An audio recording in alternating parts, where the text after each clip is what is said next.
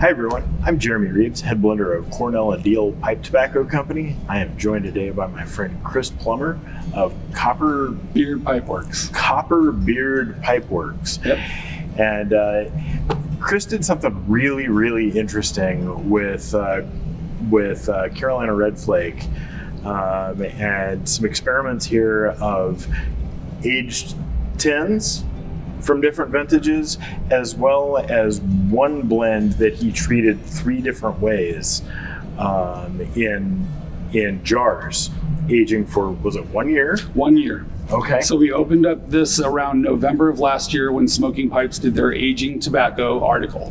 And at our pipe club, San Diego Pipe Club, there's a lot of debate on aerobic versus anaerobic fermentation. And so what we did, or the logical thing in my mind, was let's create the hypothesis and let's put this to a scientific experiment. So we used the Carolina Red Flake 2022. We opened up a tin and last year, and we put it inside of a jar and we aired this weekly. So that way we get more of the aerobic fermentation happening on a weekly basis in the jar. Then we did the same tin, opened at the same time, but only opened it monthly. So we're limiting the amount of oxygen that's coming in.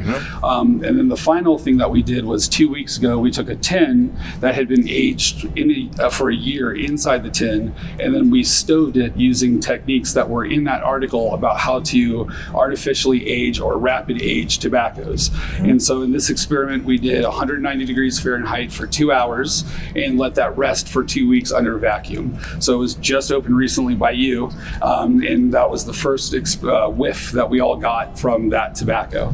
Amazing. Yeah. Amazing. So what do you think? Should we open the tins first? I think so. Okay. Yeah, let's go ahead. So we got the 19 and we got a 20, and then we have the 2022, I believe. Perfect. So if you, I don't know. What do you think? The 19? Let's just do it. Start with the oldest stuff. Right. It's so crazy opening somebody else's aged tin. I feel weird about this, man. Here. Well, this is an experiment, so it's, our tins. Oh, that hiss. Yeah. Well, I smell it already. Oh, yeah.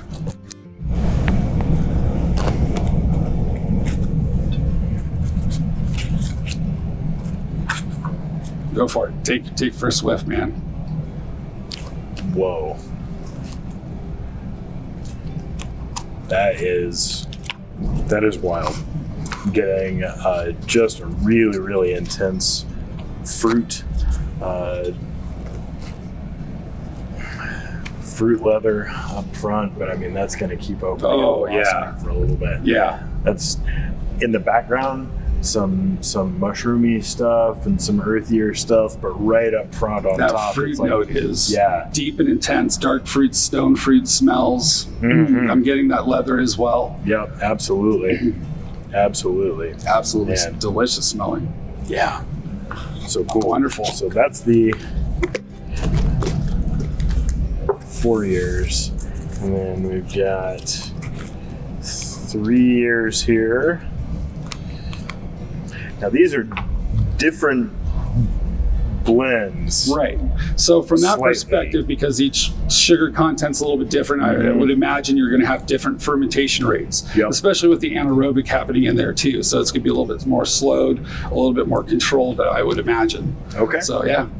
But great puff on all these tins too, so you can definitely see that there's some fermentation that's actually happening inside the tin too. So that's right. Well, that's one of the things that kind of started this when you and I had discussed it when I came to visit the Pipe Club, was the difference between vacuum sealed tins 100% and not, right? Right. That's we went over that extensively of what are the benefits of anaerobic? What are the benefits of aerobic? Is it going to age quicker? Is it not going to age quicker? And in the article, they do talk about, is it best to store a tin or open up and put it in a jar? And that's really what sparked a lot of the debate. It's real different color. Oh, amazingly different colors. Look at those. A lot darker on the 2019, a lot more gold. I don't know if that's going to show up on the camera. Now, this has like fruit and flowers. Oh wow! Yeah, the floral. But I don't get that. There's leather. not that bass note. There's not the deeper tones or anything else that I'm picking up on. More of like those high notes, like you're talking about. And there is some stone fruit, but I also get a lot more citrus. Yes, definitely more of the citrus. And almost like a berry, not like a blackberry, almost like boysenberry or something along those lines. I'm kind of picking up on too.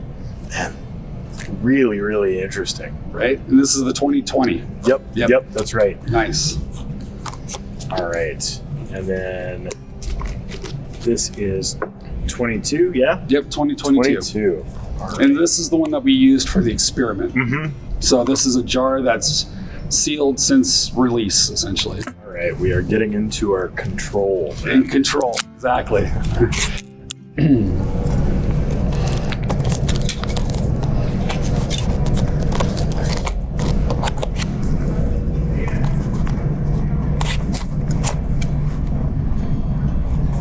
More subtle. But there's a there's a deeper base and like the more almost like effervescent or like volatile stuff seems a lot more muted here. Right. I'm interested to hear.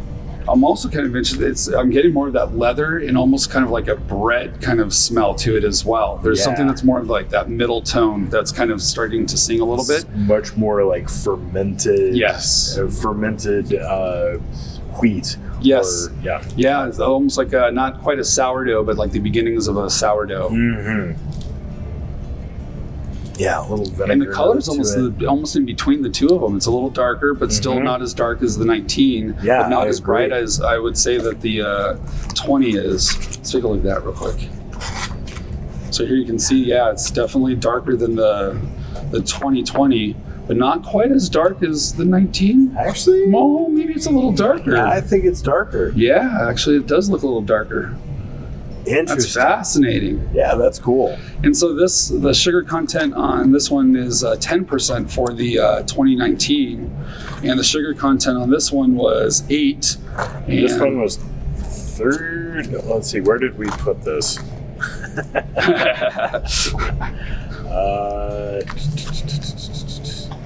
was on the bottom down there. I think it was like 18 or something like that.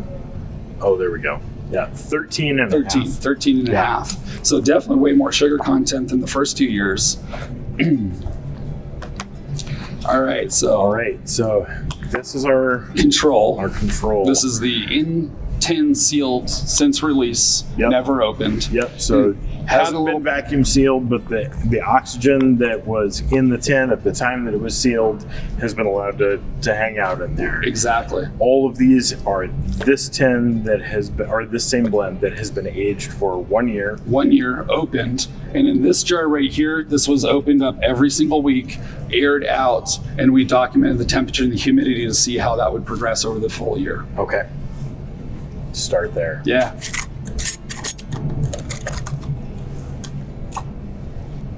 Totally different. Right? Let's go ahead and keep this one open so we have a nice Totally reference that different. we can go back and forth to. Let's smell that one.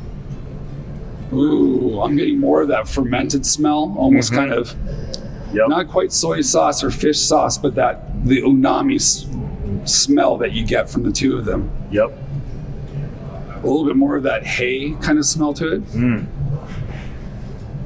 I don't get the tobacco or the leather smell that I smelled in the previous jars. No. That's so interesting. This is wild. Right? All right. We are being shooed. Wrap it up. Yeah, that's right. Also, just like real quick, I just want to shout out how cool your printed hygrometer lids for jars are. This is fantastic. Thank you. That is such a cool idea, Chris. I appreciate that. I was trying to figure out the best way to seal the tobacco and make it to where it's easy to open, but also so we can document the actual numbers. And so this was a really quick, easy solution. So, man, this to this to this, it's like aroma is decreasing. It is. But what I found with, you're getting way more of the fermented smell. What I'm finding. More of that umami is coming through a little bit. Difference is very subtle between the two of the weekly versus the monthly, I would imagine. This just seems more punchy than that to Totally. me. Like it's way brighter in my face, and this was way more noticeable than that. And that makes sense because as like lighter aromatics and flavonoids and things like or terpenes that are found in the tobacco, as you're airing it more, you're getting more oxidative effects to those, and also you're eliminating them from the jar.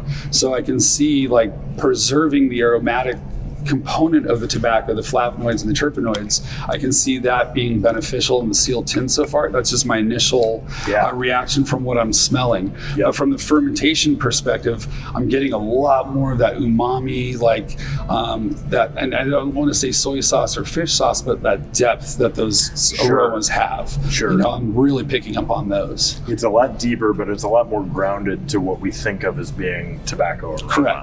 Correct. You don't have all of these wilder, more volatile aromas. Exactly. That just flash off. You know, the reason that we age things. Right. I can't wait to see what Stove has. Wow. Right. Wow.